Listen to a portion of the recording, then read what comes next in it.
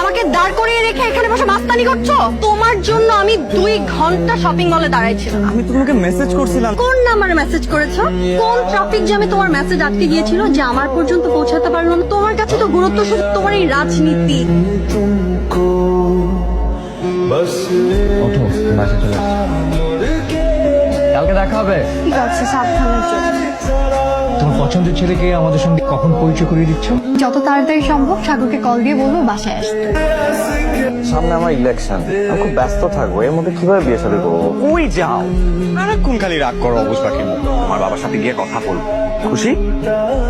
কি ব্যাপার লিনসা, তোমার ছেলে কোথায়, কখন আসবে? এই তো বাবা চলে আসবে।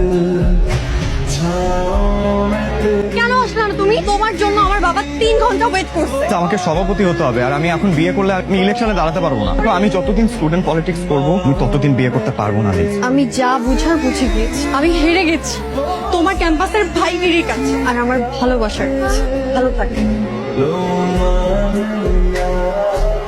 রাজনীতি কি সবাইকে দিয়ে হয় নাই? রাজনীতি করতে হলে শক্ত নার্ভ লাগে ভাই।